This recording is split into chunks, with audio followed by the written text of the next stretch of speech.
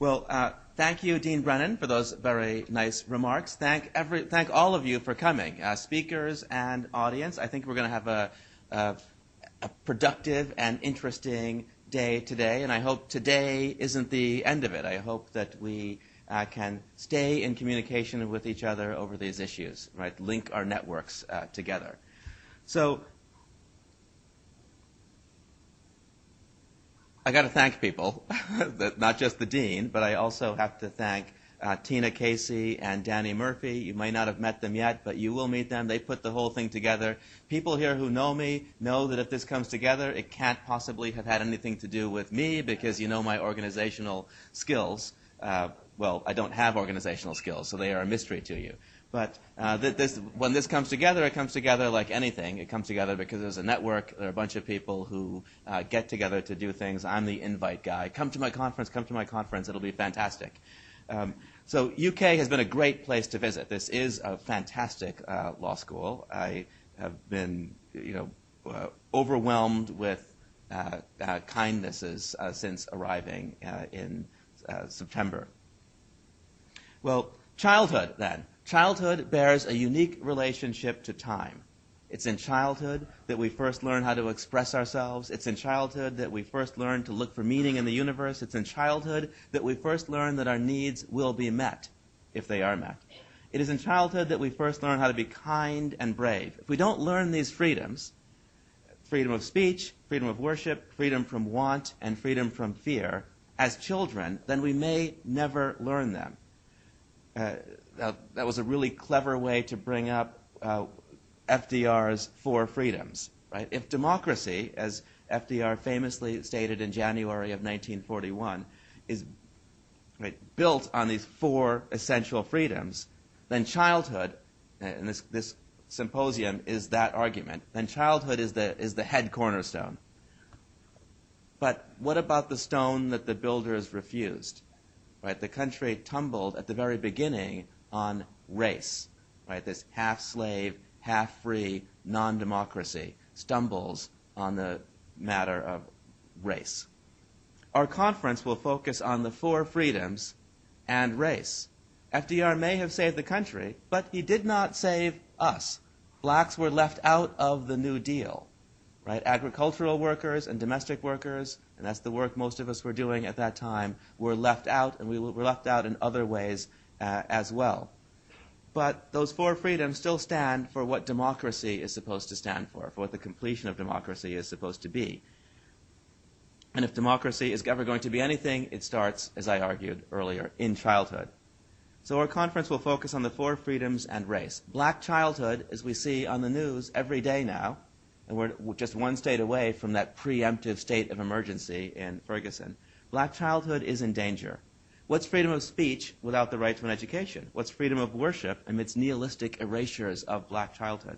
What's freedom from want when most of black childhood is lived below the poverty line?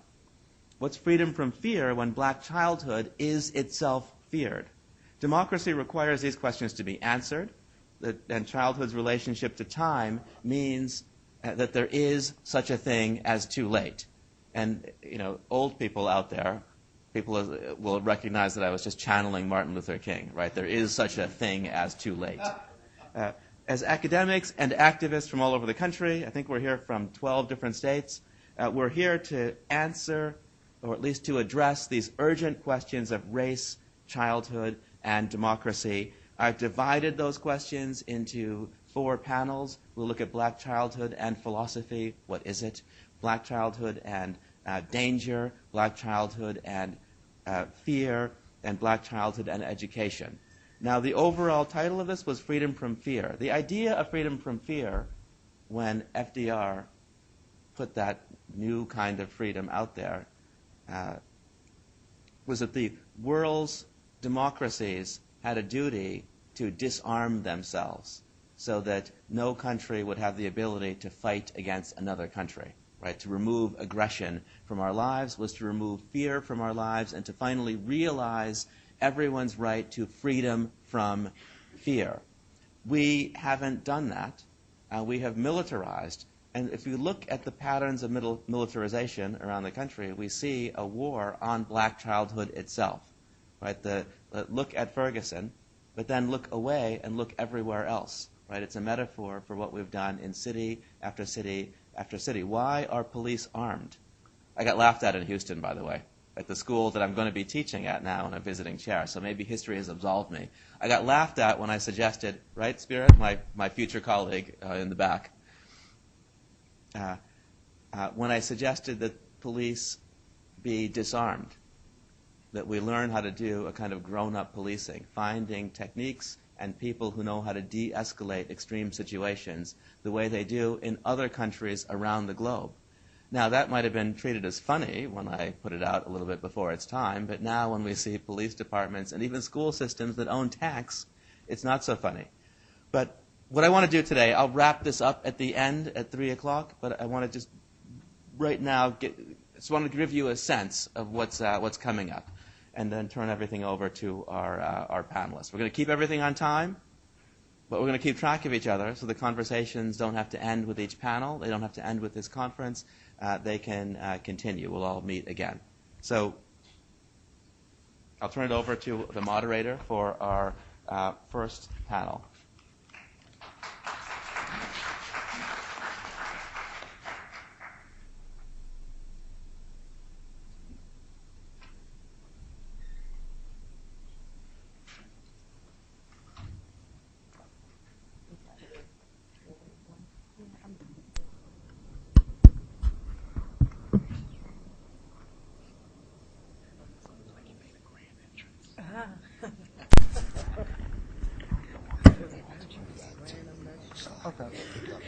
Okay, thank you.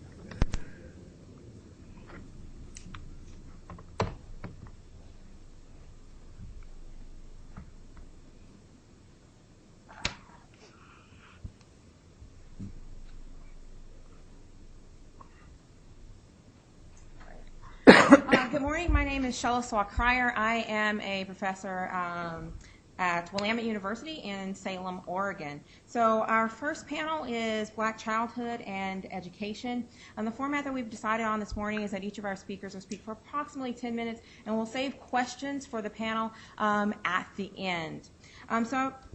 And each of our speakers has an extremely illustrious biography, so I strongly encourage you to read the bios at the end. For the sake of time, I will just be introducing their names and school. So our first presenter is Professor Michelle Alexander from the University of Mississippi School of Law. Next, we have Professor Reginald Robinson from Howard Law School. I thought I was third. Well, but you second now. After Professor Robinson, we have Professor Janet Steverson, yes, who's also out in Oregon with me at Lewis and Clark University School of Law. And finally, Professor Andre Smith from Widener Law School.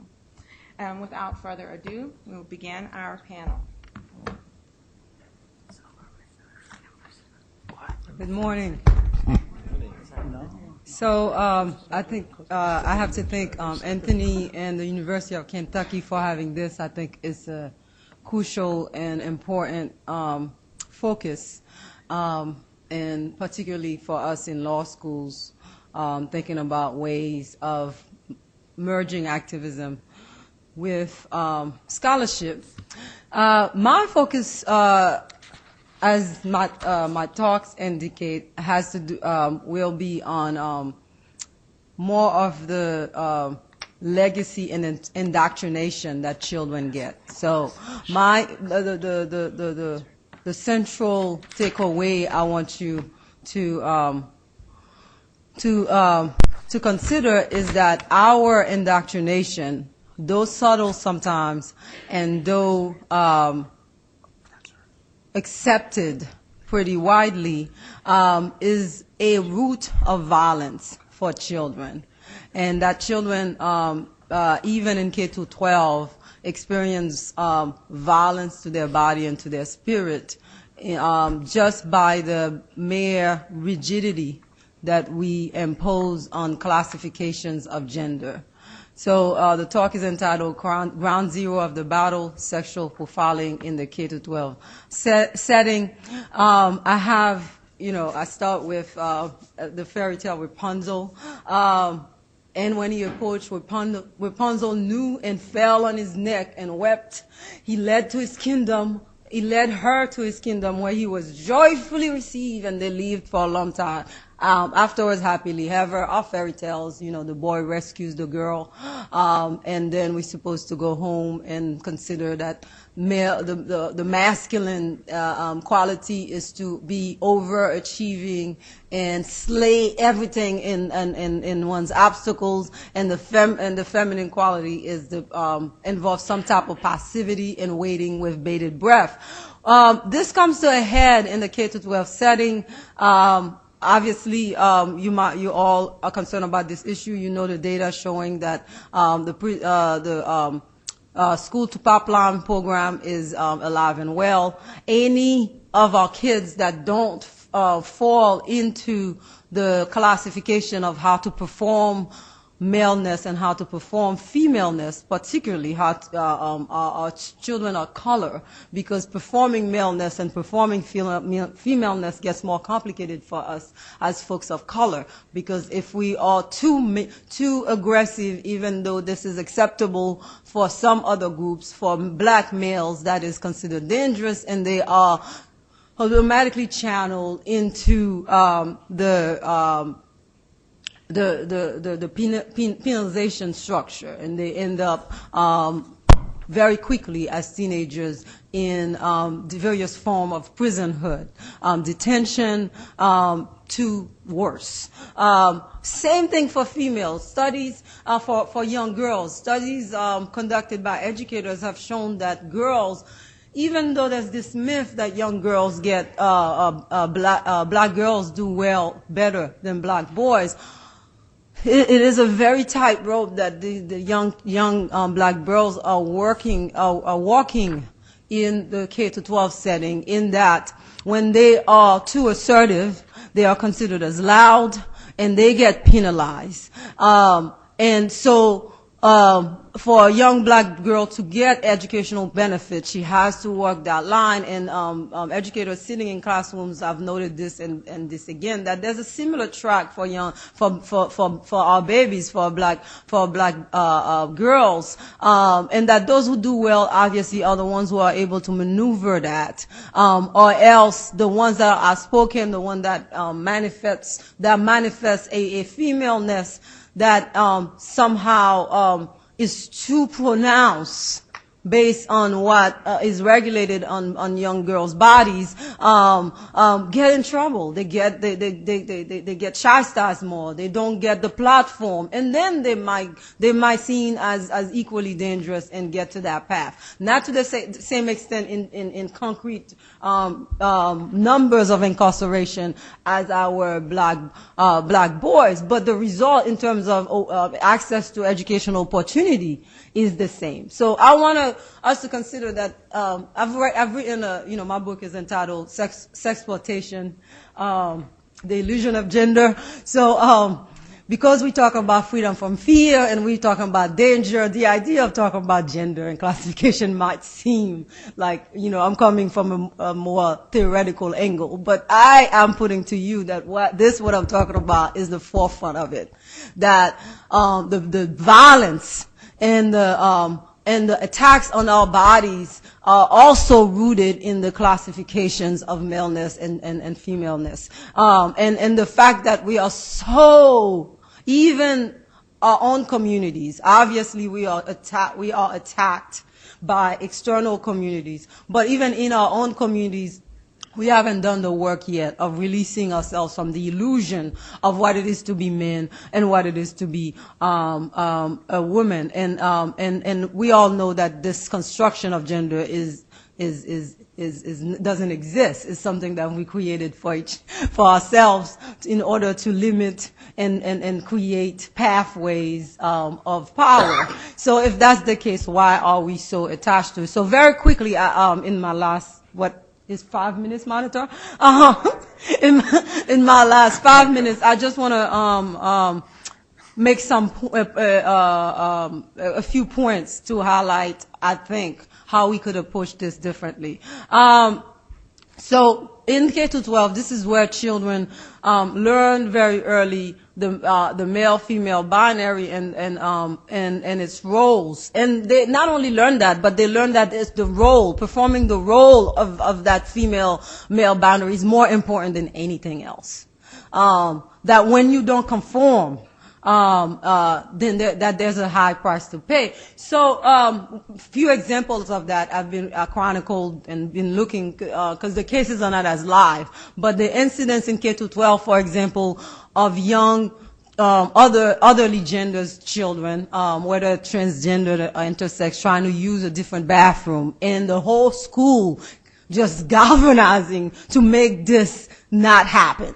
And immediately the young baby is ostracized, and everyone else, every other children in the school get the message that at your own death, you will choose something else than be that part of that dichotomy that I've told you about.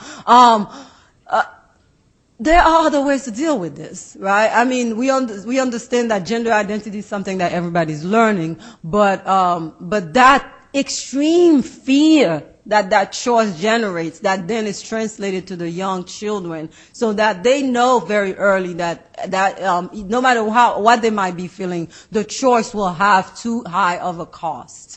And that instead they should consider otherwise, stifle themselves. And those who are brave enough very early to do this in K-12 suffer great ramification. Another example, and you've heard this many times, children, young children, young student in K-12 trying to get into a mixed soccer team or trying to make the soccer team mixed. Again, violent reaction, violent opposition. Another very simple one, a young child, and you know, I'm old now, so I call them babies and child. A young student coming to a prom or something like it, a junior prom, in a tuxedo. That sounds very simple, right? That triggered some violent reaction from that particular school system. But consider a model, for example, some school in Sweden deliberately develop a model of early education designed to undo the damages of gender bias. The plan targets language, removes arbitrary sex descriptions as determinative factors in language, and they focus on gender-neutral pronouns. In doing so, the model attempts to remove explicit and deliberate effects of constant emphasis on sex and genitalia in the treatment of adults as well as children. Furthermore, the model selects gender-neutral stories and toys, avoiding the legacy of gender roles containing fairy tales, dolls, and other boys. One of the most effective portion of the plan consists in adults deciding to deliberately console children, console them in gender-neutral ways when they get hurt or experience conflict. The educators in the school system do this by videotaping themselves. The teachers in the school, they videotape their behavior and how they treat each group, and then they notice how we tacitly do this, how even in the use of he, she, we perpetrate these notions, how we console a boy versus consoling a girl, and then they rectify their behavior. So based on the feedback from this experiment, they began to encourage students of every gender to heal, to cry, to express pain in non-gendered ways. This happened in Sweden as a result of a full commitment from the government in Sweden, the mission statement, to eradicate gender bias. We say we have such commitment in our country, but it's all in legal and purportedly gender-neutral terms, but they've had that too. It wasn't working, just like it wasn't working for us. It's not working for us. So they decided they needed something more. So they started encouraging creation of these gender-neutral rehauling of education, and not gender-neutral just by saying the word. Checking ourselves when we want to impose meaning by our use of pronouns, when we impose meaning in messages, in the way we talk to a boy rather than a girl, all of that. I'm going to leave you with this, because I'm well, we all legal scholars, and because that's what we do, I'm going to leave you with this Title IX case called LaShonda versus Davis. Friend of LaShonda versus Davis, and this is a sexual harassment, student-on-student sexual harassment case where a student, LaShonda, brought this claim because there was a student in her class that constantly, she could not be in class. He would hit her, but it was all sexual, he was a baby too, but these were messages he had inherited. So that he would pull her, get her in the closet, just really harass her body. So, the issue obviously was whether or not the school should be responsible. The school had notice. They never did anything that would remove her from the harm. So in such a way that she could not follow the class. So eventually the majority of the court said, yes, the school was on notice. They didn't take the deliberate steps. Therefore, the notice extends to them and they're liable. Well, Justice Kennedy writes this opinion that is a mastery of encapsulating our biases. He says, what are we doing here, majority? In his dissenting opinion, he says, we are getting in the middle of transaction between children in K-12 setting. Boys will be boys. They negotiate these things. And there is no greater illustration of the harm we're doing when we have facts evidencing perpetration of violence, not because this young boy was evil, because that's what he learned. And we still have people who are very educated who think that, hey, it's not that bad. She'll figure it out. She'll negotiate it with him. So I use that case all the time with my students to just show the pervasiveness of these teachings and indoctrination, that we take it to our grave. And I, for one, want to reach 85 and 95 and see a change about this.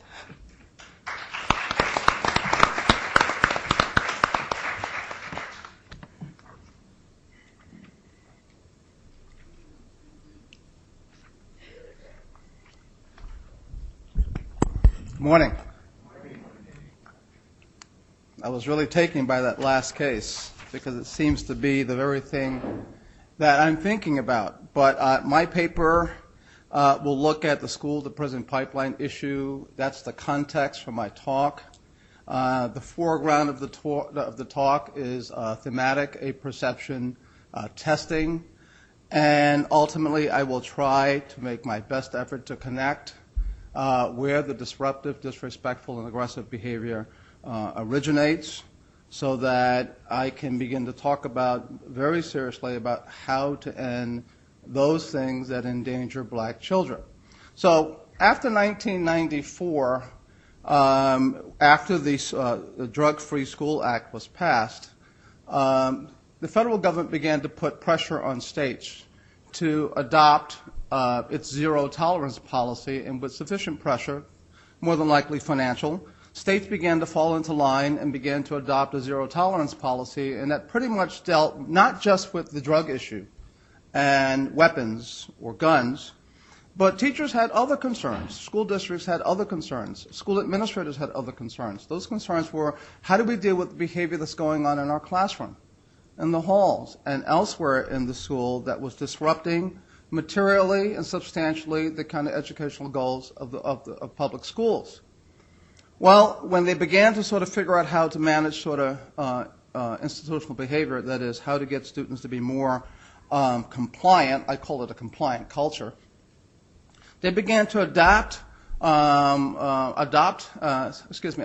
zero tolerance policy to their own sort of particular concerns. So it began to look at behavior, whether it was aggressive, whether it was disruptive. And let me give you a sense of what I mean by aggressive.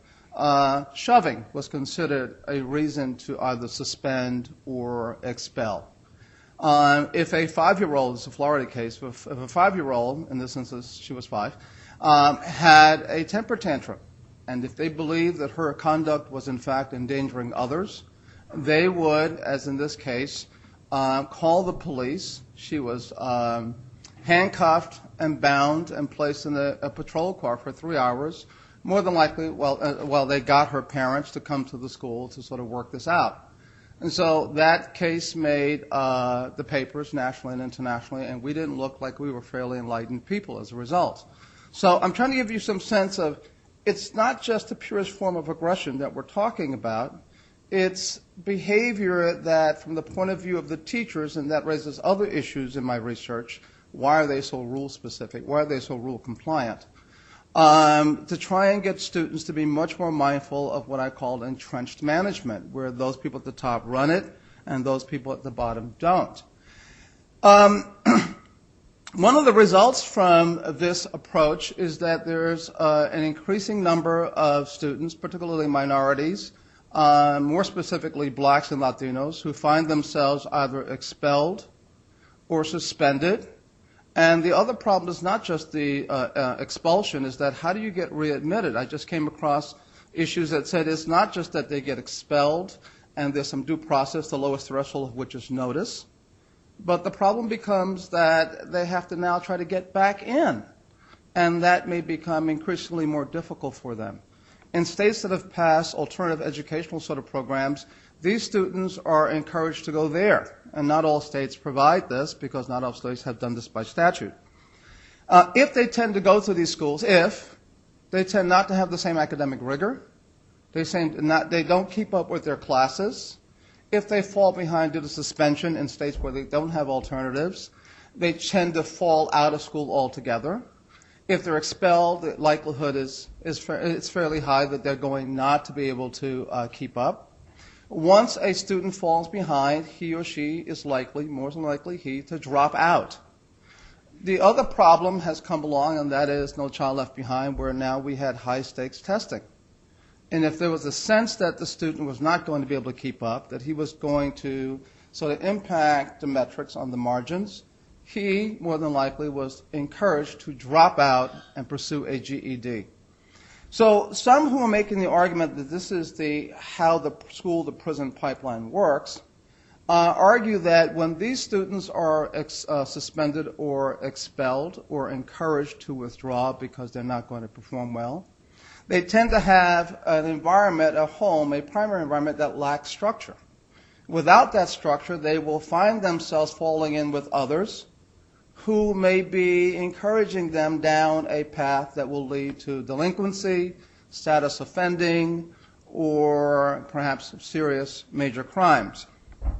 So the question becomes, assuming that this is the problem, there are institutional needs that are not sensitive to students' needs, so that when youthful exuberance is treated as a crime, if they act out, however little, however large, and the police are called, and police are now looking for criminal conduct, and if they're arrested at the schools, and although it's dropping, I saw some numbers that show it's actually dropping by serious percentages, but nevertheless it's happening, and part of the concern is that if they're arrested at school, they may be referred to a juvenile justice court, and that begins their road, some would argue, towards serious criminal behavior downstream. The argument also goes that to the extent that they are now dropping out, falling behind, pursuing GEDs in structured, unstructured ways, there is a chance, this is the sort of the length and breadth of the sort of the argument, that they will end up engaging in crimes. And so usually the response from those people who are looking at this, and let me tell you the response are coming from parents, teachers, principals, and advocates who are saying that there should be other ways to handle this problem, not just with this kind of punitive, disciplinary sort of policy. So they talk about, well, what are some of the problems? And generally the problems tend to be, well, the institutions are ill-equipped. If you have low SES students attending schools and high SES districts, you're going to have these kinds of problems. So how are the counselors prepared to meet the demands of these particular kinds of students? And so there's a faulting of the per capita spending, there's a faulting of principals, there's a faulting of teachers, and there's a faulting of guidance counselors. But where you don't find fault, and let me tell you, this is a problem in every jurisdiction, where you don't find fault is where I believe it begins. And where I think it begins is, in fact, the family. How am I doing on time? 4 minutes left? This is sad. Anyway, so let me just cut right to it. So in my effort to try and get to the heart of the problem, which I believe is the primary environment, I'm looking at, I'm not a psychologist, so forgive me if I am not completely conversant in the language, but I'm interested in psychology. But there's a test out there called the thematic apperception test, and what it does, it measures projection. And what it's looking for is the degree to which unconscious desires or goals are governing our behavior. And what psychologists know is that if you ask for it, you won't get it because we have very powerful defense mechanisms. And so what they do is they give you a series of cards. Henry Murray and Morgan developed this, his assistant, back in the 30s. And what they did was they figured out, after doing a number of sort of validity tests, that you needed about 20 cards that would show ambiguous situations in tones of grays, blacks, and whites. And they would ask the person to use their creative literary imaginations to try and figure out what the cards meant. So how did they get there? What's going on? What does it mean? And how does it end? And Basil van der Klok, who wrote this book called The Body Keeps Score, talks about TET. That's when I first got interested in it, and I saw how it was working. They took a case and control. The case is what they're looking at. The controls are ways of checking validity. And they showed these students pictures, one picture, two pictures. Well, he illustrated in his book, but one picture had a father under a car that was jacked up, and two kids were standing by. Each of them had tools, and they showed it to the case and controls, and they said, well, what do you think is going on? Uniformly, across the groups, they said, well, if the jack fails, Dad is going to get hurt. Fairly straightforward kind of projection. But the case group, when they began to answer the questions, what's likely to happen, how did it happen, what do you think the outcome is going to be, they all told horror stories.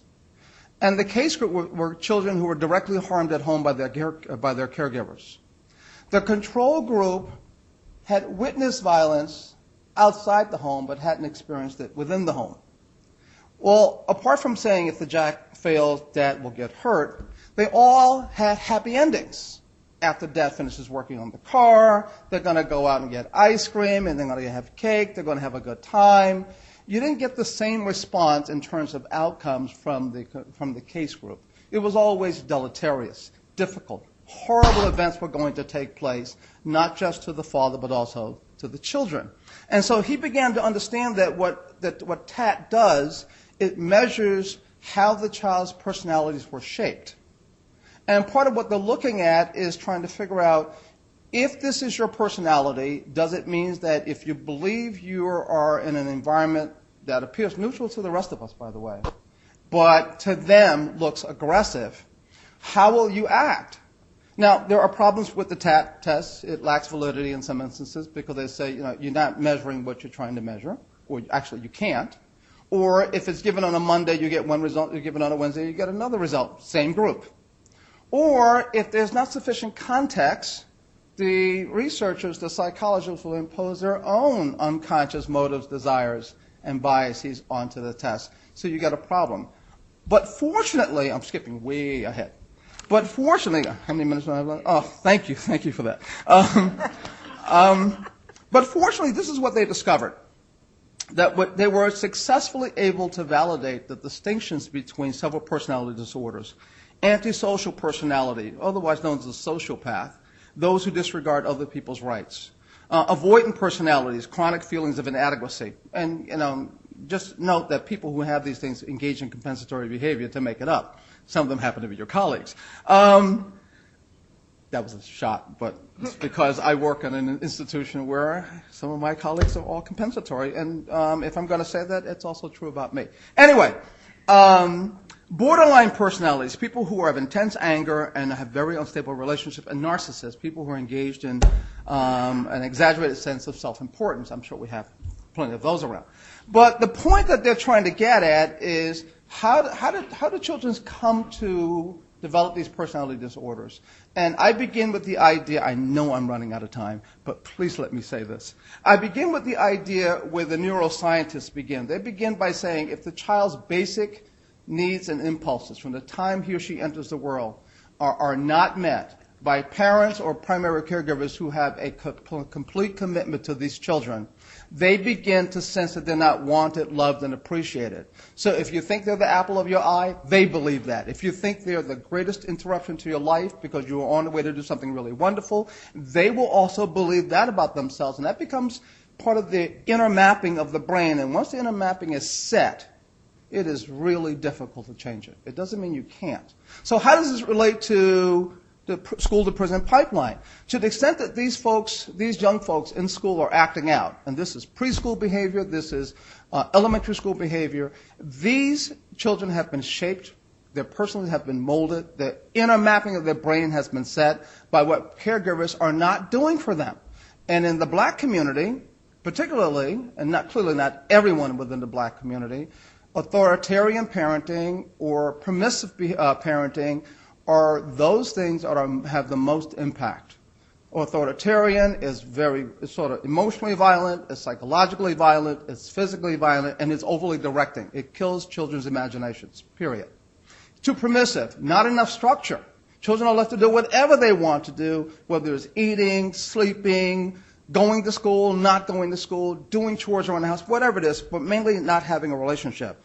In short, if you don't have a secure attachment to your parents or your primary caregivers, you will have problems in the world. It will impact your personality. It will show up in schools. Those children are targeted by a zero-tolerance policy. They're made to suffer the consequences. But all of the work that I've looked at, not one of them has cited the parent and made the parent directly responsible. Thank you.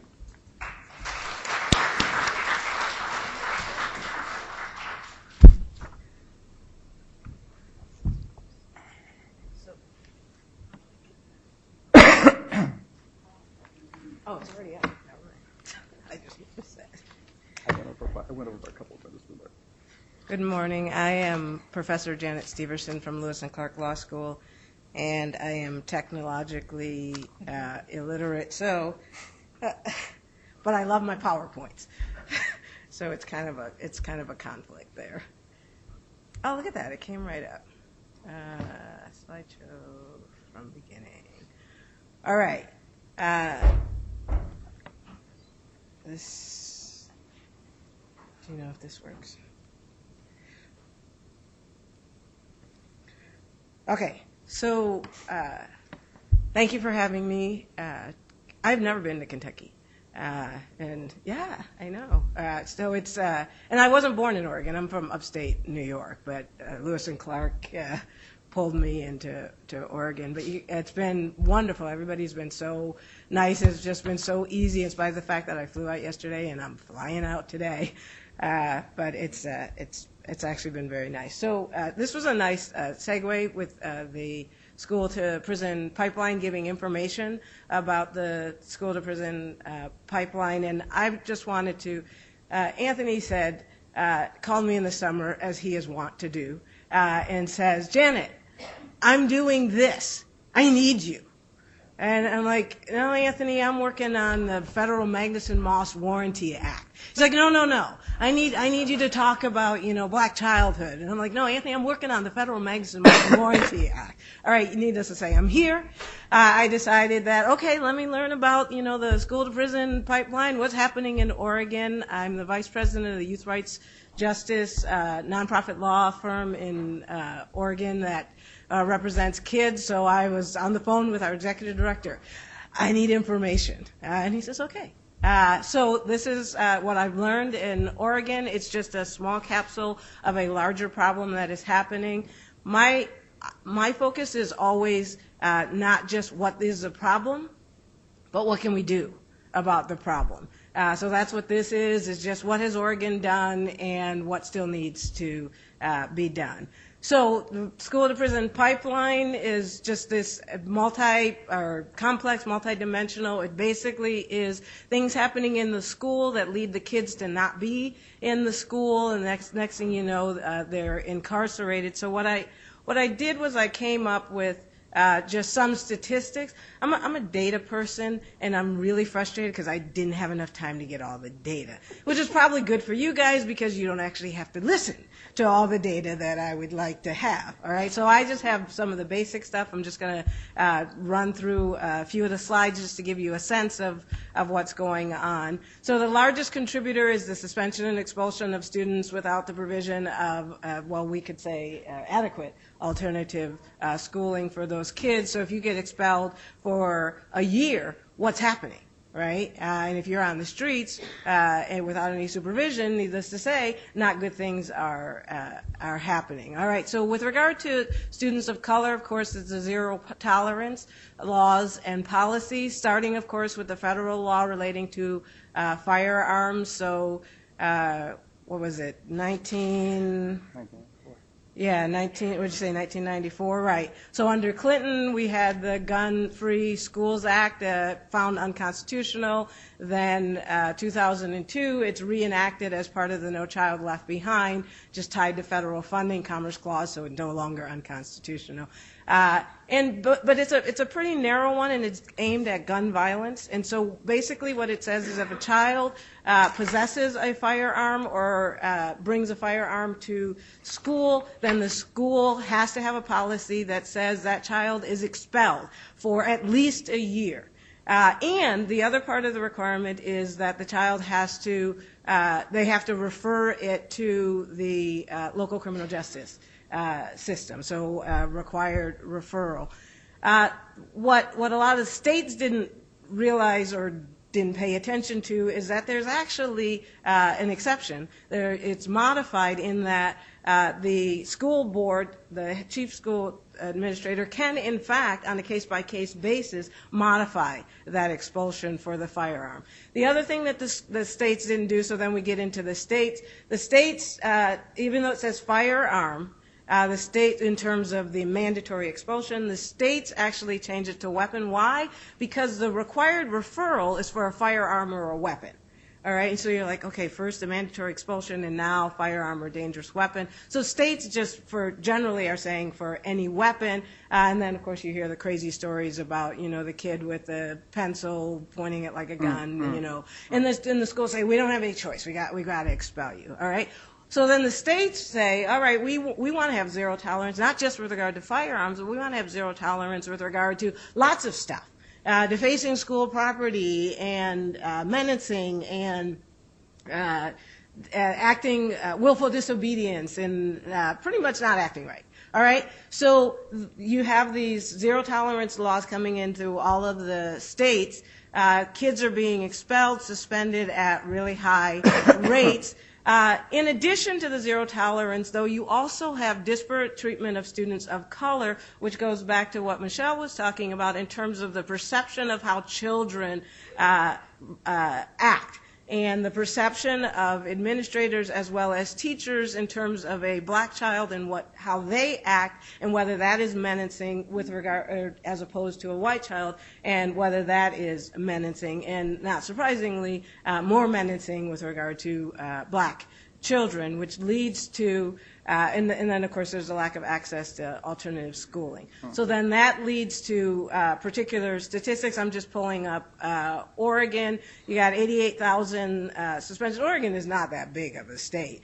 But what was interesting for me is that nearly half of the suspensions were for minor, nonviolent, non-drug related incidents. It's not the kids bringing the guns into school. It's not the kids, attacking the teacher. It's for things where you should be handling it in the school principal's office. All right, so it's down from the 107,000 suspensions, woohoo, but it's up from the 66,000 suspensions in 2005.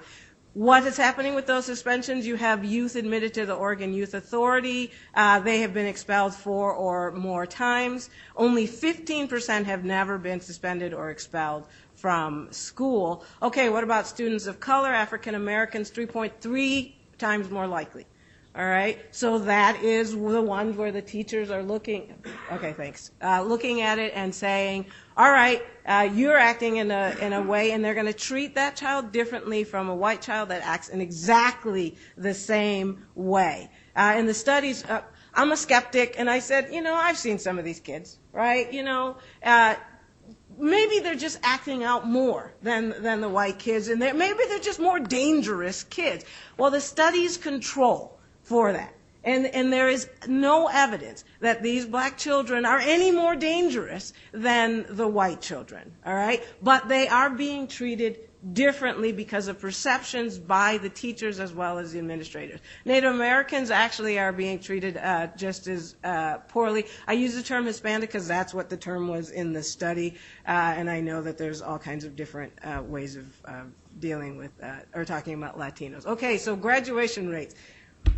So you say, okay, how are we doing in terms of school? Oregon is pathetic. When that figure came out, all of us were like, what? You've got to be kidding. 69%, second worst in the nation. All right? With regard to blacks, 54% graduation rate. Needless to say, something has to change with regard to Oregon. That's a whole nother story. Suspended expelled students, however, have a very high dropout rate, which is contributing to these poor graduation rates. And then students who drop out are 8 times more likely to be incarcerated than students who remain in school. Okay, Oregon's incarceration rate, that really tall line, that would be the blacks. All right. Blacks make up what? Kids, 3% of the Oregon population? All right, but we're throwing them in prison. So although they only make up 3%, they make up 11% of the youth incarcerated population. Okay, so Oregon, what was done? All right, because I'm looking for the solution. What are we going to do? All right, so we've changed the zero tolerance law. It was spearheaded by Youth Rights and Justice. As I said, Youth Rights and Justice is an independent, not-for-profit law firm established in 1975, represents kids, independency, delinquency, but also with regard to school issues, and they're following. We have a lobbyist, actually, and they're lobbying for legislation on behalf of kids. So they rolled back that zero tolerance law. Now, they can only roll it back so much, because if you want to keep on getting that federal funding, you've got to keep in place that federal law that says mandatory 1-year expulsion if the child possesses a firearm or brings a firearm in. But they did change it so that all that other conduct that was leading to expulsion and suspension was changed. So in particular, this is the bill, doesn't mandate suspension or expulsion. Expulsion is limited to 3 scenarios. So with regard to the 3 scenarios, I had it here somewhere, but I'm running out of time. So you guys can look at my paper. All right, but fairly limited. Prior to expulsion, they actually have to consider the age. Youth Rights and Justice right now is trying to get a law passed that says you may not expel kids up until high school. There's no reason to be expelling and suspending these kids that are in elementary school and middle school. That's what we're working on right now. Limits the length of that suspension. Alternative schooling programs so kids have particular access. And now this is the part, requires schools to implement policies that try to not have bias. All right, like, okay, how are you going to do that? So this is a shortfall. Discretion. Discretion is the problem. Discretion is what leads to the black kids being expelled because of the perception of the kids. So this is what I would like to see. You've got to educate with them with regard to the effects of suspension and expulsion. If teachers care, I come from a family of teachers, they care about the kids. If they know when you are referring that kid to the administrator and that kid has to be expelled, this is what's happening. So you have to educate them. I say you mandate cultural competency training. You got to teach them that a young black lady saying this does not mean that she's actually going to kill you. All right. Continue the trend towards positive behavioral interventions and supports, restorative justice approaches. Oregon now has 61% of the schools that are using that. It really works, and it cuts across socioeconomic. And this is what I now am going to start working on because I'm the president of the Youth Rights and Justice Board beginning in January. That is, we need lawyers. We need lawyers representing the kids. There's due process rights. We need the lawyers. And that's not just Oregon. That's everywhere, all right, so that we can get to this point. Am I done? All right. All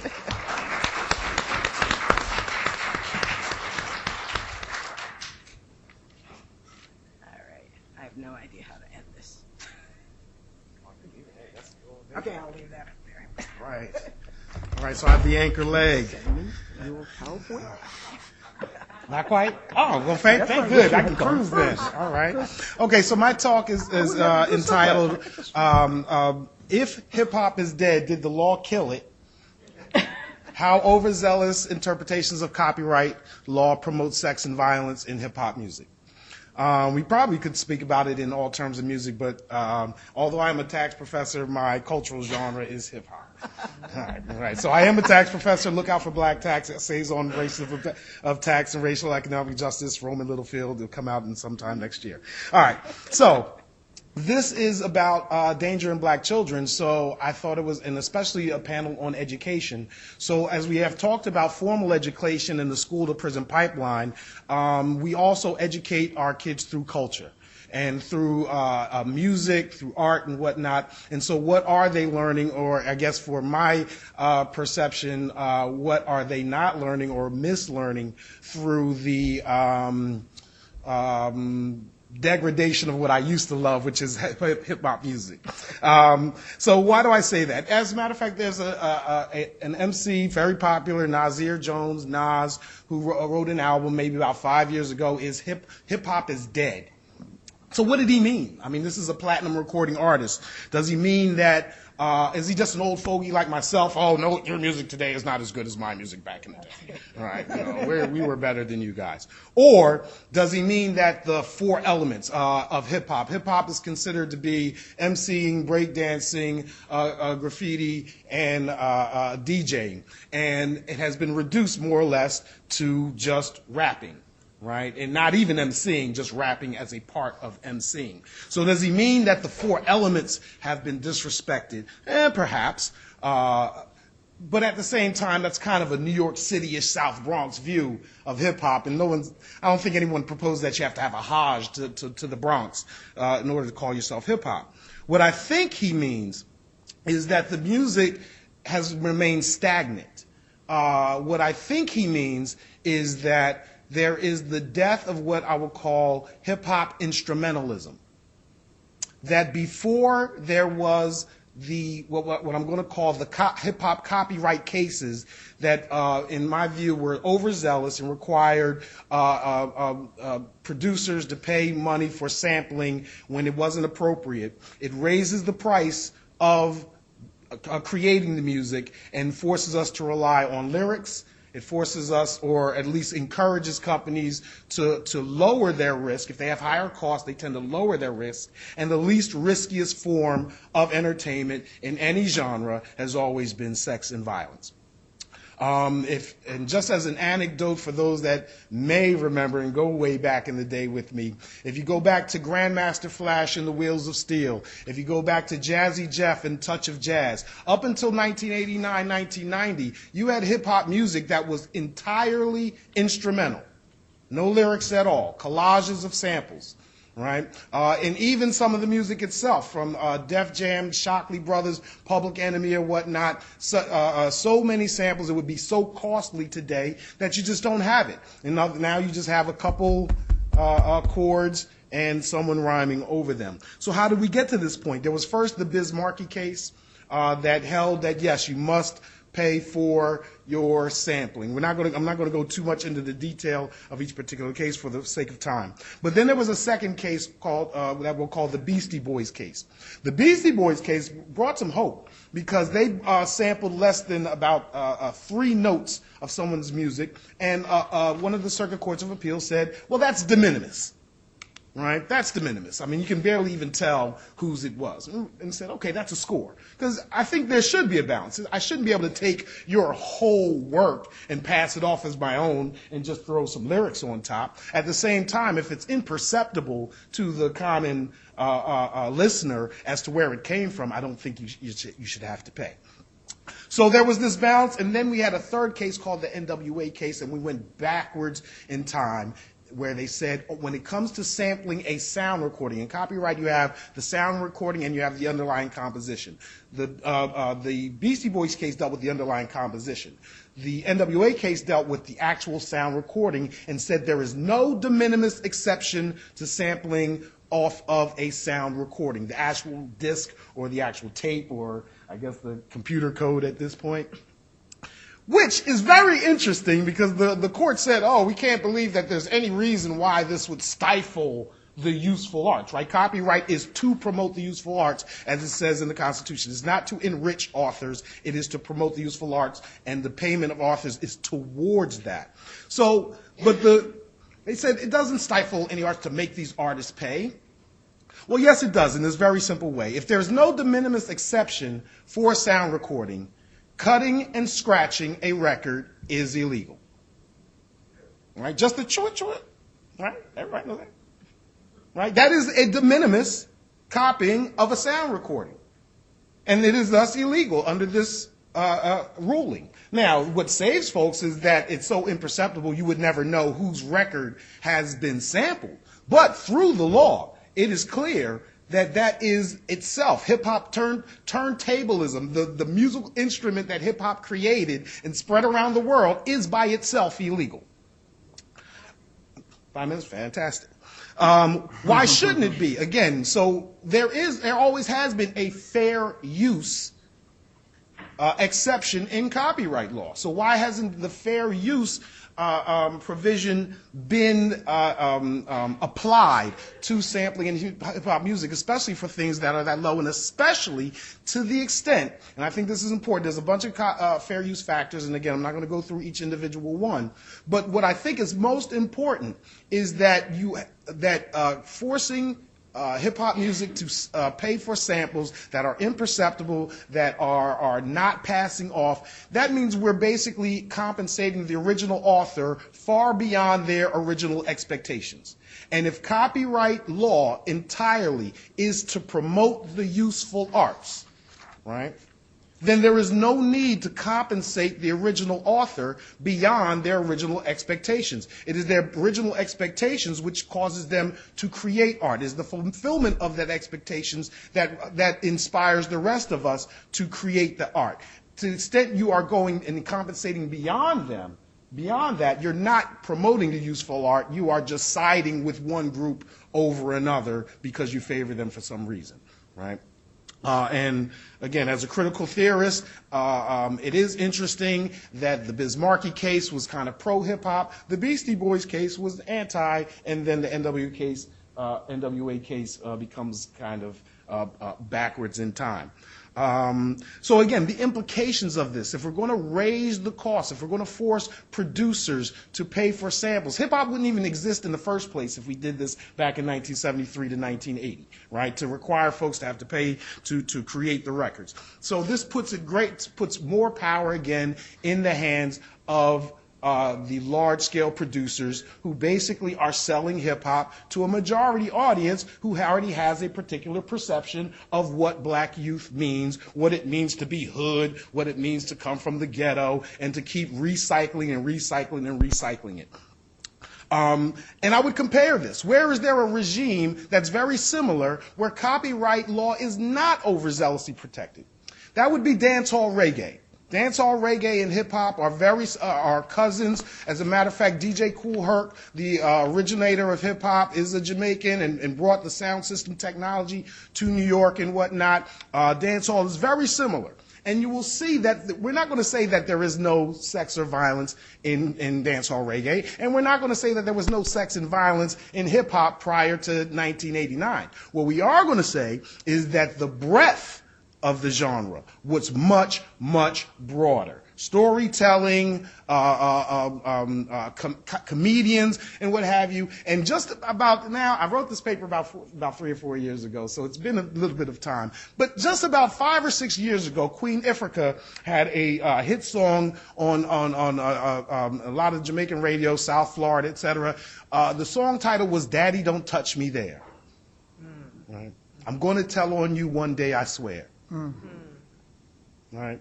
It's almost inconceivable at this time that such an important topic would be dealt with in hip-hop at this time by a major production company, right? Because of the cost of the music, the cost of getting it on the radio, the cost of distributing it requires us to stay away from things that are that controversial, and requires us to say, you know what, in order to make money, especially in this environment, we need to always lower the risk, the lowest risk, sex and violence. Okay.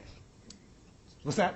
Fantastic. So let's tie this even more directly into what we're talking about today. This idea of Ferguson, this idea of black children and what have you, because hip hop and culture, art, music is education. It is education. And to the extent we're doing this, I'm going to go from art to economics. Right? As critical theorists, it is my view in a very much larger context that we have to embrace economics. We have to at least, if not embrace it, deal with neoclassical economics, etc. And if neoclassical economics, if a free market is a progenitor of meritocracy, then we are again allowing an educational system, or a part of the educational system, i.e. culture, to degrade the market, right?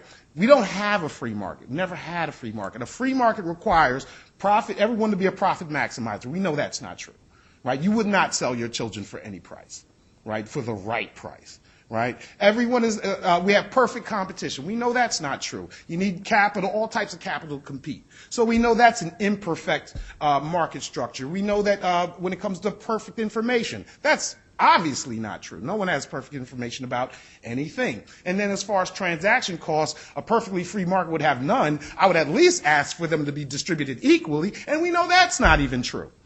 And then if it comes to race, we know that these distinctions are asymmetrical, right? We have asymmetrical profit maximization, asymmetrical perfect competition, asymmetrically imperfect information, and we have asymmetrically distributed transaction costs. And I'm suggesting that hip-hop is, in this current form, or the rap music industry, if you want to distinguish from hip-hop, is exacerbating these asymmetries, right? Again, if to the extent you're a profit maximizer, if you're being told you're nothing, if you don't want to be nothing, then doing nothing will get you there, right? And if that's what hip-hop is telling our youth, then how are they to then transform it and say we're going into profit maximizing mode? How is it when they're told that these are the only areas for you to compete with, sports and entertainment and the drug war or whatnot? Then again, we exacerbate the asymmetries in competition. When it comes to information about yourself, who are you? What are you capable of? What are you supposed to know about others in the world? Again, to the extent we cabin that into this little small world, we are not just hurting culture, we're not hurting people, we are hurting the idea or even the existence of a free market. We're hurting the existence of the idea of meritocracy. And to the extent we talk about transaction costs and we normalize the idea that drugs, violence, or whatever can be, thank you, Mr. Farley, zoned into black neighborhoods, then we again, even under a neoclassical economic sense, have explained and described how race and racism exist today. I think I'm done.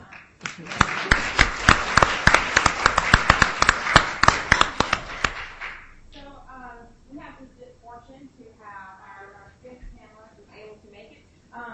This is Frances Waters. She did some research on unexpected consequences of desociation. She's presently a United Methodist pastor and a Huffington Post and .com writer. Thank you. Thank you. Good morning. Glad to have made it here. And I also was a lawyer, so that other little piece there too. But what I'm going to talk about in my short time is I wanted to bring a different perspective to the discussion.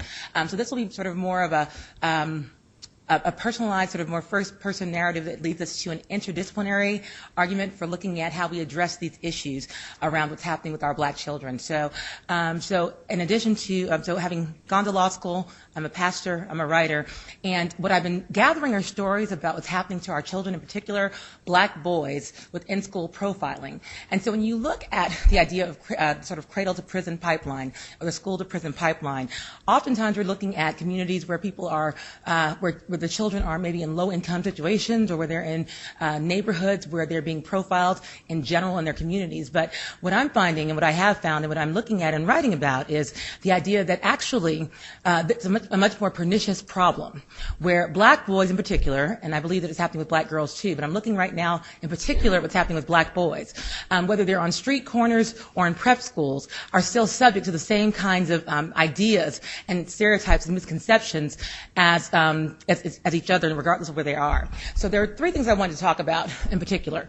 So first person, I have been, as a mother of three black boys, pulled into the system in a very interesting way. My 5-year-old in kindergarten, who is an tag student, talented and gifted, top student in the class. We were late for school 5 times. His father and I, being Harvard Law School graduates notwithstanding, we were called into truancy court for that.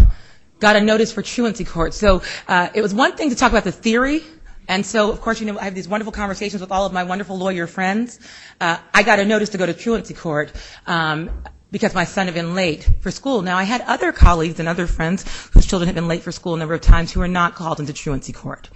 When I got to the court, it was very interesting. It was a multi-city court, and so they had jurisdiction over a certain part of the county. Every face, and I do not exaggerate, every face in the courtroom except one were black and brown, Hispanic and black parents, most of whom were poor. But every face. And so I began to wonder, how did the district decided who got called into truancy court and who didn't? Now, this is all anecdotal, so I have not gone through their records to see, but I made 3 trips to the court, and each time I went to the court, all the faces were black and Hispanic. And then when you looked at it, many of them could not afford the fines, so some of the older children were being put in jail until they could pay the fines. And so they were missing more school. So if the idea or the objective of truancy court is to get the kids back into school so they can learn in meaningful ways, the idea of jailing poor people who can't afford to pay the fees for truancy court so they can miss another 2 weeks of school until they can pay the fine begs the question, are we looking at ways to increase participation in education, or are we looking at a pejorative system that really is looking at relegating these students to further future, not success, but failure? One of the cases that was most striking in the Houston area that caught my eye was a young Mexican-American young lady who actually got put into a holding cell with violent offenders, and her only crime had been missing school, and her parents could not pay the fine, and so she was there for 3 weeks. Having spent 3 weeks in prison because her parents couldn't pay the fine, she then was left back in school a year because she had missed 3 weeks of school because she was in jail. And then, of course, the question becomes then, does she go back to school in light of that? So just a little first-person narrative. And so I had the choice of either being charged with a misdemeanor or paying a $500 fine and taking a course on parenting. Ironically, my child had missed and become late to school on 2 of the days because we were applying to sort of the top private schools in Dallas where he was accepted. It was very special. So that's sort of a little reality check. So what we don't talk about is the fact that there's something going on that's quite pernicious, and it's based on race. Because when you look at the files, there's no way, in the county I'm talking about where every face in the courtroom was black or brown, was 60% Anglo, white. So just the odds, and I'm not looking at statistics is not my main area, that every child that needs to be pulled into truancy court was black or brown is very highly unlikely. That's case number 1. Case number 2. Another friend, another lawyer in New York, she's a lawyer, husband's a private equity guy, African-American couple, child is at Horace Mann, one of the top schools in New York. 2 months ago, pulled into the head of school's office, and they wanted to meet with them and the counselor because of their 4th grade son, and they had concerns. These were the concerns. We're quite concerned because in an essay that your son wrote about Nelson Mandela, he used the word murder, and we're concerned that he may have violent tendencies.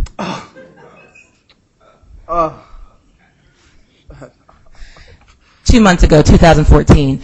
I bring up these real life examples because oftentimes we get caught up in case law and we think that it's something that's far away or distant, and I think it's really important to bring it home. So they're very concerned that they want him to see counseling. This is put into his school record. when we talk about profiling, as I said, I'm talking about these cases because I think we get a lot of attention to some of the other cases. Profiling. So they're concerned that he might have violent tendencies because he used the word murder in a Nelson Mandela essay where he said it may have been good that he was not murdered because, etc. Okay. Okay. And so we have these kinds of cases. Finally, when we look at these cases, the last piece I would talk about, the last example I wanted to share too with my own, my son who is 9, a voracious reader, has not been participating in sports. He's one of 3 black boys in the school. He uses recess to read and the common to read. We think he may be exhibiting antisocial behavior because he's not engaging in football with the other little boys at recess. Right. Okay. You can do the math there. So why do I share these things with you? What's happening is that even whether the children are, these boys are excelling in school or whether they're not excelling at school, cases are being made, they're being profiled, and their records are being built so that by the time you get to 16 or 17, if anything happens to you, then your school records show, we said when they were 8 or 9 or 10 that they were exhibiting antisocial behavior. We told you they needed counseling. And so what's happening is that you're having a case that's being built from the time they are, from the ground up, whether they're A students or F students. We're profiling these boys. Okay, so which brings me to my idea about the freedom from fear. There's not only a fear of failing in our society, of being arrested, but there's also a fear of success. So even if you're succeeding, you have to have fear because if you're succeeding, then they might profile you for succeeding in ways that are not fitting into the mold of what's expected as a black boy. So what do we say about this in light of our current situation? When we look at these issues from a legal perspective, I would argue that we have to have an interdisciplinary approach to how we address this because just knowing the case law does not move us by itself from the theory to an actual movement that changes the reality that we're facing. If we don't attack the perceptions and ideas of what's happening and the perceptions of our children, then no matter where they are, whether they excel academically or whether they are failing, they are still subject to the kind of, casting them as criminals or latent criminals in ways that you don't find otherwise. When we talked about this idea of this fourth freedom of freedom from fear, I thought about sort of what was happening when you looked at the whole Brown case. And when you looked at it, it was very interesting because they had to use non-legal methods. You all know the story. So you had to bring in psychology. You had to bring in like the test methodology. You brought in lots of different ways of looking at the issue because at the end of the day, just looking at the precedents and looking at the jurisprudence would not get you to the right answer, right? So Earl Warren's big thing was, at the end of the day, is it right? And so I would argue that even in the midst of conferences like this, we've got to think about how the media is affecting perceptions of our children. We have to look at the ways that even you talk about the music and the hip hop and the representations of African American children. Oh, I was born in South Bronx, so shout out to South Bronx here. Okay, so we have to look at the ways in which multiple factors are converging to create perceptions that influence the way in which our children are being treated at every level, whether they're on a street corner or whether they're even in a top prep school. It doesn't matter, and I won't even do the Malcolm X quote. It doesn't matter where they are. They're being perceived in these ways. And so there's no way that we can sit in these wonderful halls and talk about the jurisprudence without really realizing that we've got to have interaction in meaningful ways with other disciplines to help us to construct a meaningful solution or a strategy to really change perceptions of who our children are. The final example I would give in terms of media, the importance of media, it's been proven no matter how evolved we are, human beings learn through storytelling. It's the stories that we're told. That's why every culture, whether it's Eastern, Western, Africa, Asia, there are griots, there are storytellers, because that's how we learn lessons. Well, in our modern day society, the stories are being told by a mass media conglomerate. So for the first time in the last 100 years, you have children in a society that's being told stories that come from all over the place. And so when you look at trends, in the late 80s, HBCUs, historically black colleges, had record numbers of applicants at the time when A Different World was on TV. Law school applications soared when LA Law was the top television show on TV. Medical applications, etc. We are very, very, very susceptible to what we see in media. So since we know that that is the case and that's been shown statistically, then we have to ask ourselves, what does it mean when all the stories being told about our children are told through directors who may or may not even know who they are, and are told through and create stories and false perceptions of who they are, and then have real implications. They have real implications. When teachers see them, they see black boys that remind them of the video. Therefore, he's reading now, but there's pathology at work. We have police officers who see you in your wonderful suit or see Skip Gates on his porch going into his own house, but it's a black man. He must be up to something. And so I would argue, and my point when we're looking at this is that it cannot be enough to say we understand the law and we're going to just fight in the courtroom. We've got to find ways to partner together so that we can create true paradigm-shifting ways of addressing these issues and that take us from just theory to practice, where we can create movements that protect our children and move them from a place where they have to worry about fearing for their status in their lives, whether they're performing well or poorly.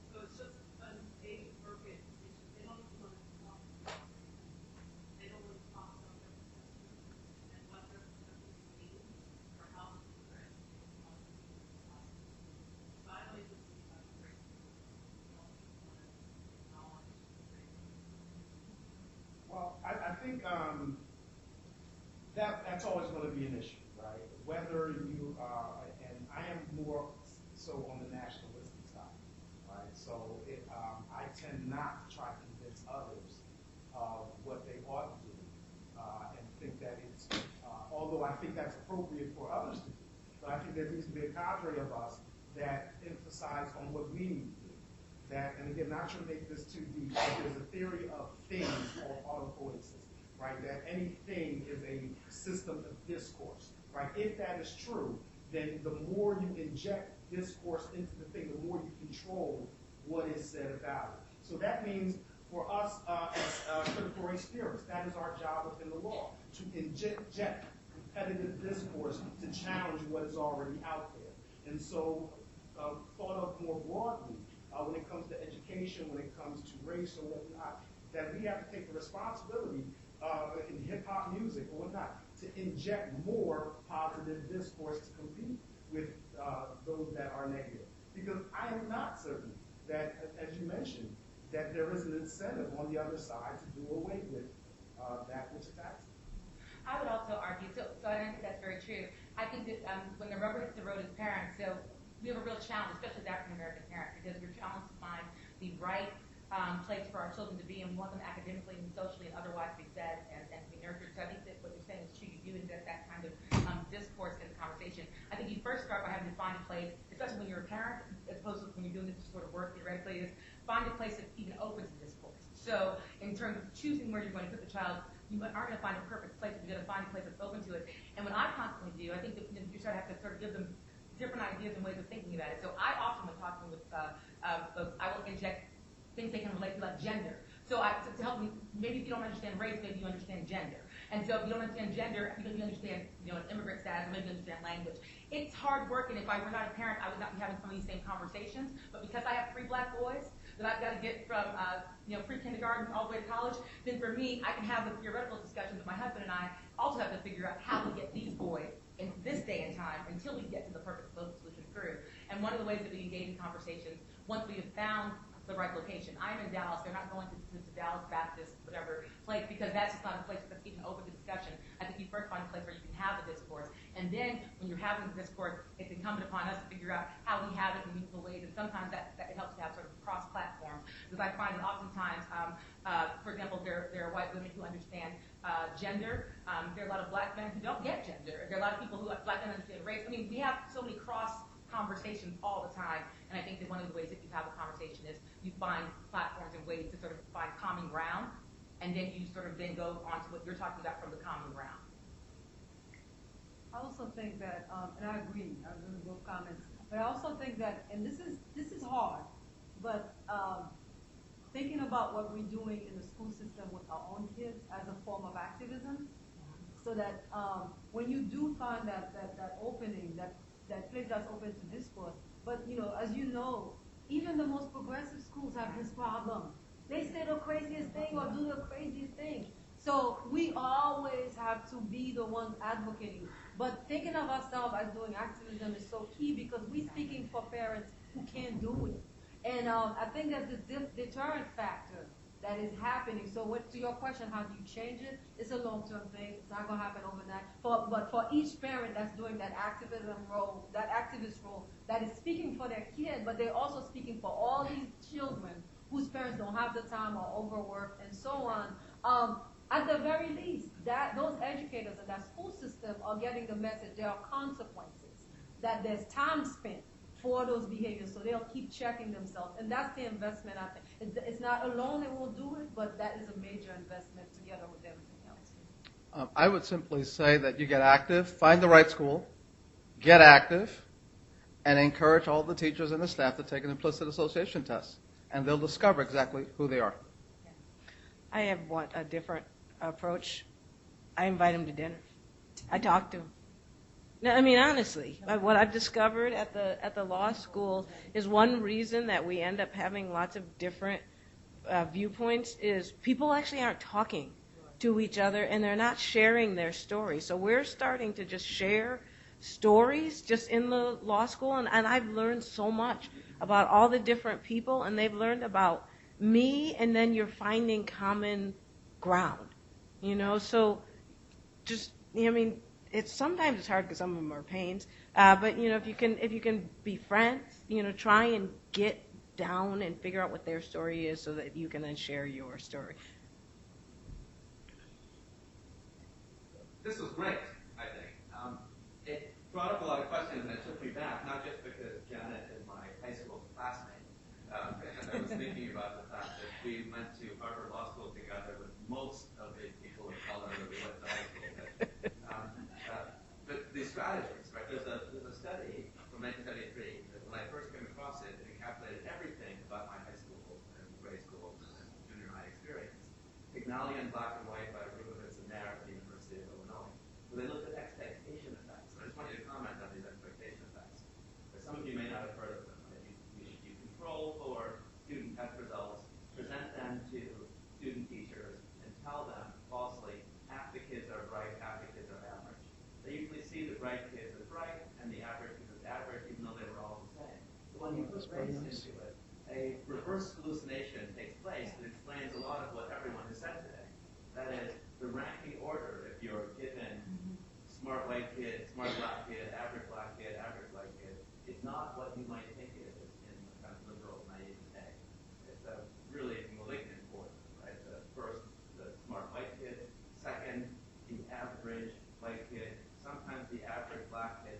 Fourth and last is the black kid they were told was bright, which brings up school as a kind of trap, right? If you exhibit, then the signs of intellectual acuity, that you look like you're moving ahead, you will be perceived, if you're exhibiting this, in black, right? Being bright while black. Right?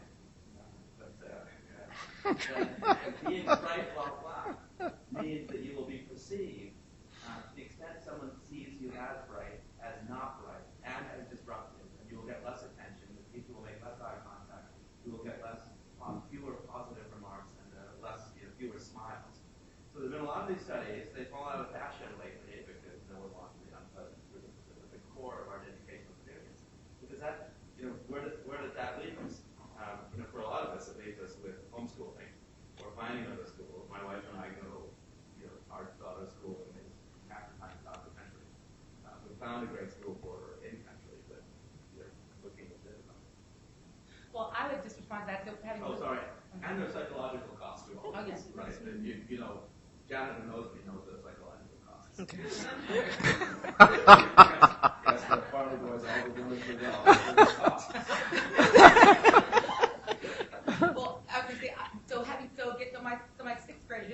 thing too is that even schools that say they don't track. So finding a wonderful progressive school that is a wonderful school. This is a very our sixth grader was the only black boy in accelerated math, and then seventh grade, they're only 10% of the class gets to do Algebra 1. My son had very quickly, and the other ones didn't do as well, so this is my start here. A average, 99 percentile, not only in the country, but in independent schools, so you're comparing Andover, Exeter, et cetera. He was not chosen to be in Algebra 1. So we had a meeting. So met with a teacher. Teacher first asked me if I understand the curriculum. Let's start with that intimidation of parents, right? Yes, I do understand the curriculum. In fact, I've laid out their curriculum so they go to college. I've got that down, fine. And then he said there are 3 criteria: grades, test scores, and ability. Well, grades. He's got an A in your class. Test scores, 99 percentile. So it comes down to the subjective ability. Turns out I talked to a black teacher he had. They said they don't track. She told me offline, not only is he an excellent student, she said, guess who the #1 math student is in the class at this prep school?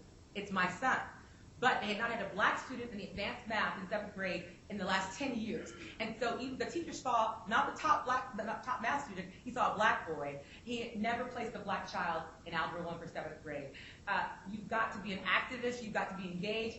They asked, well, and she said, the principal said, well, do you want me to talk to them? I said, we can talk to them. We're going to handle this. We handle it. Doing great. He's an geometry in 8th grade, whatever. But the actual issue is this. It's happening, and most of the parents don't know it. And most of the parents in our school are professional black parents who are doctors, lawyers, et cetera, because they assume we're in a great school. I don't have to look anymore. I don't have to think anymore. And so they're just so happy to be there, and they assume if their children do well, they will be put in the right classes. And so one of the things that we have to do is be constantly vigilant and not have the illusion that it's 2014. We've got, let's not go through the whole Obama thing. We've got all the, people don't assume that that's the case. You've got to be constantly vigilant. The only reason that he's in the right class is because he's got a compulsive mother who made sure that he was in the right class. But you have to be engaged and know what's happening. And so it's happening, and that's one personal story. I've seen it happen a number of the times.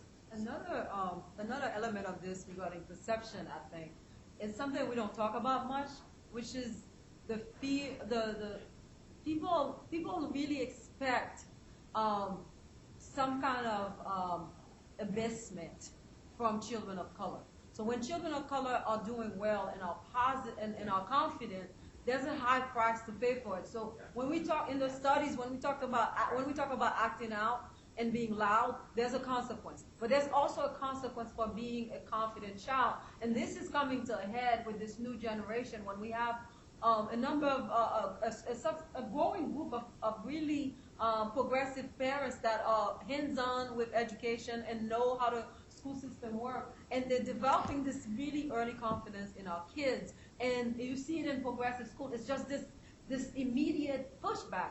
And I want you to think about how this is manifested in your own workplace. How many times do we sit around and have this conversation about the overperforming black person on the faculty or the overperforming black person in any work context, and the price that you pay is not the same as any other group because we are running against a stereotype. The stereotype is that we're supposed to be begging for something.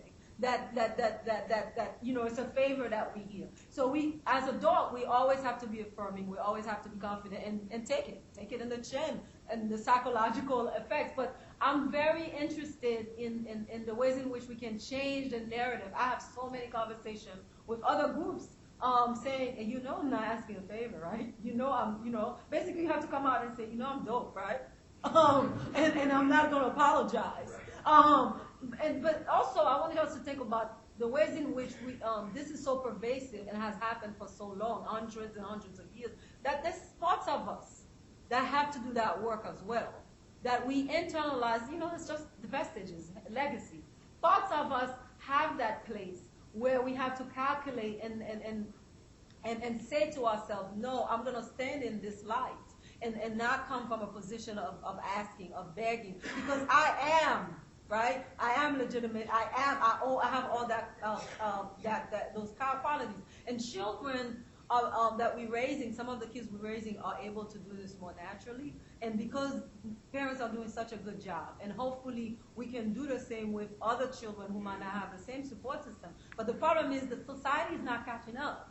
Society's not ready. How many, you talk about this in common conversation. Someone, even an athlete who's too confident, is a problem. So we have to really push back on this, on personal relationships, and in the context where we operate. It's not acceptable for anyone to be expected to bow down and be when they are doing their work based on qualifications that are sound and other people are not expected to do. It's not that idea of standing in the light is intangible, but there are really, really, really strong consequences to our children. Well, I would just say, again, I guess I'm repeating myself, but I think as important as we've just talked about in getting society to change, you also have to build up the child. Since you know these things are coming, you know that this is not going to change in the next 5, 10, 15, 20 years. You have to arm your children. My son, my brother and I went the farthest in our family. We took the SATs in the 7th grade.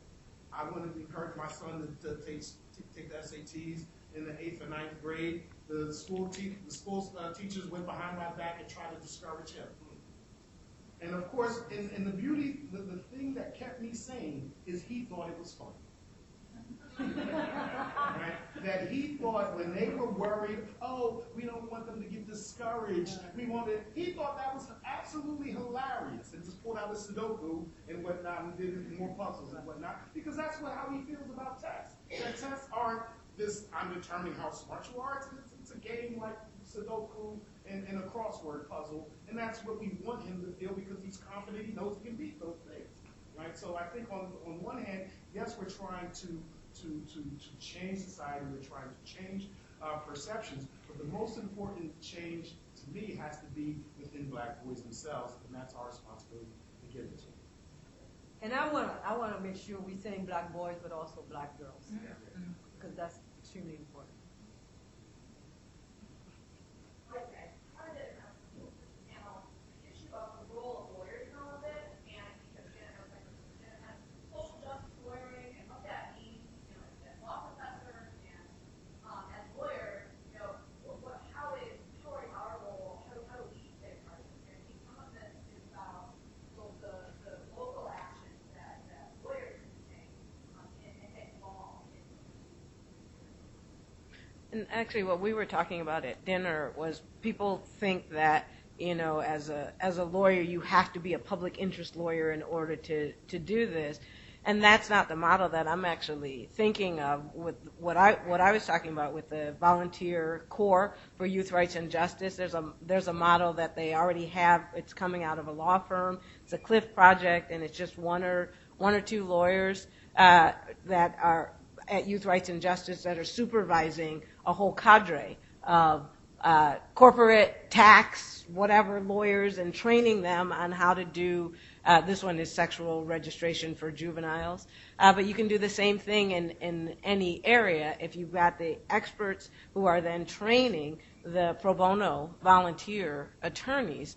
That's how I think you can get more and more attorneys out there representing the kids and helping out the kids, in particular in law schools, since law schools are changing their models of what it is, and our law students need those practical skills. The clinics can also, you can take the students and put them into the externships or internships with these particular organizations, and they actually are going to be on the ground and helping as well. So that's what we were talking about at dinner, is that you can do it even if you are not a, quote, public interest attorney.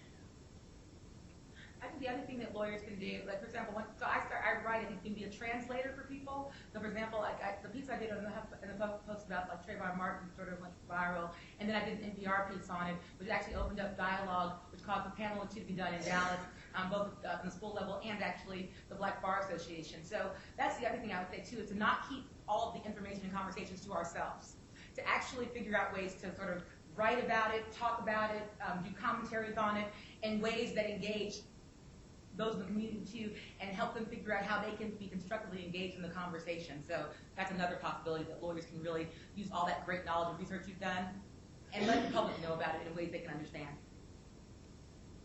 I would say, again, trying to take a look at this from a different angle, not just black lawyers, but black professionals and whatnot, we have to accept that we operate under the same system and we've been indoctrinated in the same way. And so we have to change our own perceptions of our own people. I've heard so many people talk about, ooh, LaQuisha, what does that mean? As if they know what Elizabeth means. So I think as black lawyers, black professionals, et cetera, we have to take a look at how we've been indoctrinated and how we view our own kids before we also go and tell other people how they should view our kids. Yes, sir. Last question. We talked about the effects of suspension and expulsion on students. I was just wondering if there are any movements around the states to abandon the SCOT 10-day standard as being suspended for 10 days is the minimum and not affecting your education. Is there any movement to abandon it? It seems very archaic. So the 10-day is not a big deal? Is that what you want to have turned back? Movement to say being suspended from school for an hour, that should require the whole due process.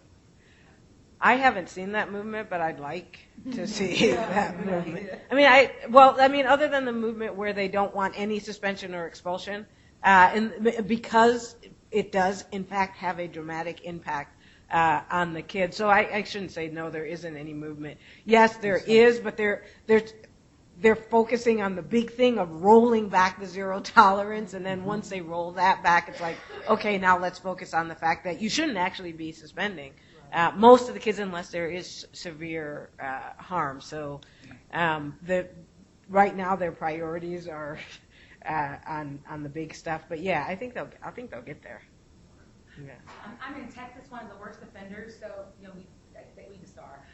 So we basically had that report come out. We know that they're suspending black children at 3 times the rate of white children, and that's sort of a conservative estimate. And so there was some outcry, there was some reporting, but there's not been any movement to sort of change that. And so I think that similarly, I don't know if there's anything that's happening. There's a lot of discussion going on right now in the legislature among those who are concerned. A lot of pushback, even though we have shown conclusively it's happening. But I'm not sure how we figure out how to move now from the report to actually making sure we do some legislative advocacy that makes a difference. Actually, I'm sorry, but we are out of time. So thank you very much for